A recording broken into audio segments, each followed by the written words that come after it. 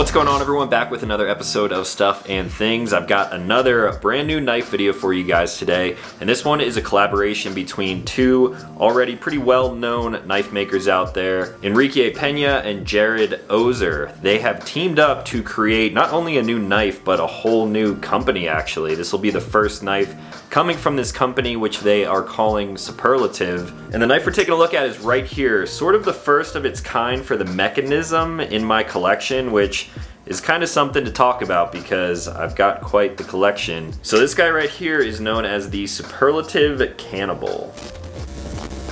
When two knife makers come together on a collaboration like this, you can sort of see both of their design aspects combined into one knife, which makes the Canibl pretty dang cool. This knife sort of bridges the gap between modern and classic, but it's also very functional and kind of a gentleman's knife at the same time. Now the Canibl has an overall length of 7 inches, a blade length of 3 inches, and this Wharncliffe style blade sort of tapers down to a very fine point, so I can see a lot of practical applications for this little blade. The blade material is a Bowler M390, so we're talking about some really nice high quality steel here. This thing is hollow ground and it has a really nice black finish to it. Moving down to the handles, we have black hardware all the way through. Right up top we have a black titanium bolster, and then most of the handle is made out of a black micarta. The pocket clip is a little bit on the smaller side, but it is very, very stout. This comes in a tip-up only configuration, and what makes this knife different from all of the other knives in my collection is that it is a front flipper. So with the blade closed right on top, you will find a little bit of jimping to get some traction on your thumb or your pointer finger, really however you want to flick this thing open. The pivot is on bearings, so this thing right out of the box feels very smooth, and it is a frame lock construction. The frame lock is sort of hidden behind the micarta scales, and there is a little bit of adjustment there if you need to tweak the lock up or even replace the lock bar entirely. Now, just like always, let's head over to the workbench for a little bit of a comparison and a closer up look at this Suprlativ Canibl. Alright guys, back to the workbench for a close-up look at this all-new knife.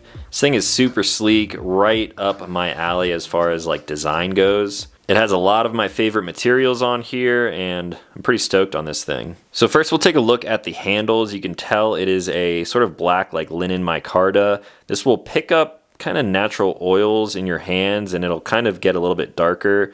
You can see just by me rubbing it there, it gets a lot darker than this side over here. And while these scales are pretty slick and smooth, it doesn't matter a whole lot. It's a very small knife, and I don't think I really need much more traction on here. On the back spacer here, you see the nice Suprlativ logo, nice and clean, just like that arc form that we took a look at the other week. There is a little pin right here if you choose to run this thing with a lanyard. Since it's sort of like reminiscent of a traditional folder, I think a lot of people would actually like doing that.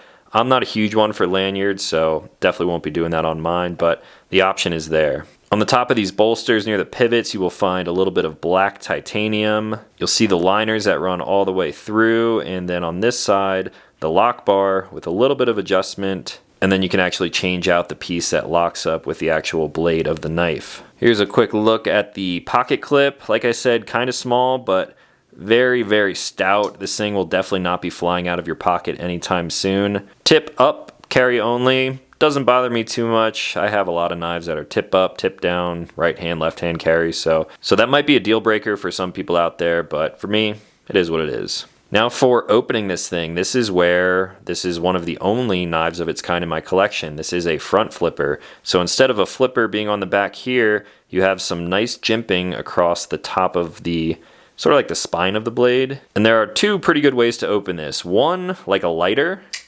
With your thumb, you just sort of pull it back. That is where the nice pocket clip comes into play, because you sort of put all of your fingers on there and then flick it open.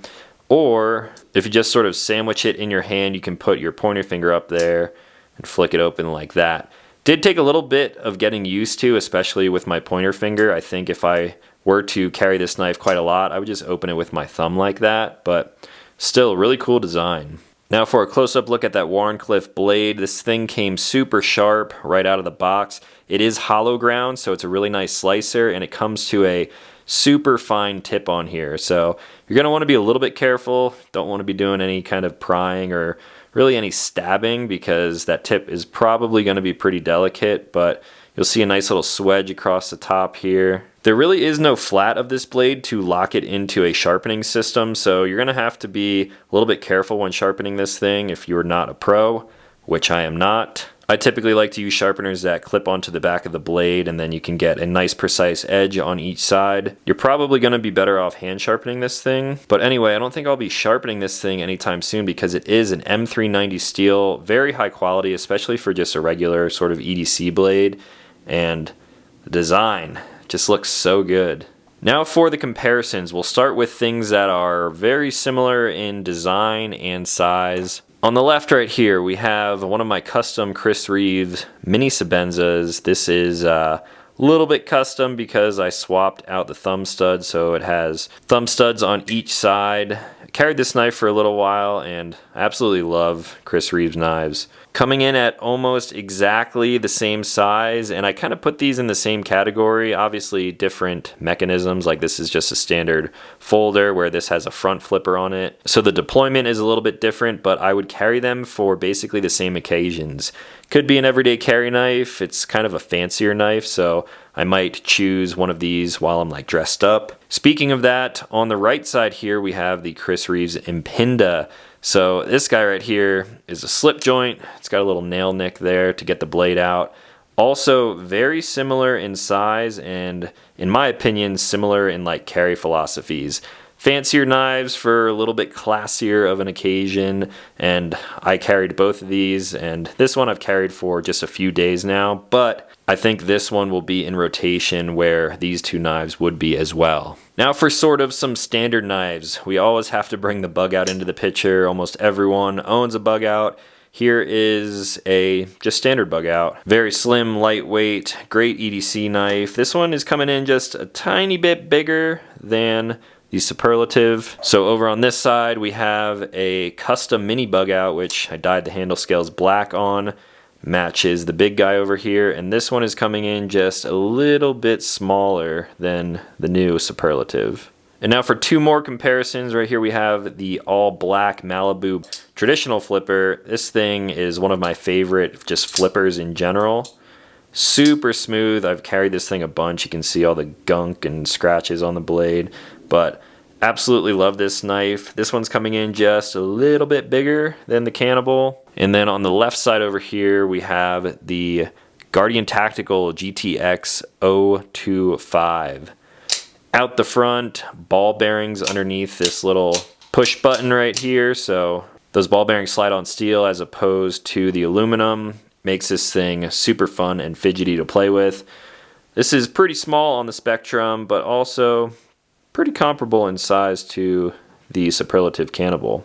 So this thing obviously caught my eye because it is super sleek, really good looking knife. Could be a great everyday carry if you're okay with a smaller size knife. I prefer things to be a little bit bigger, but wicked blade shape, really good steel. Fit and finish on this thing is phenomenal. Some of my favorite materials with the titanium and micarta on there.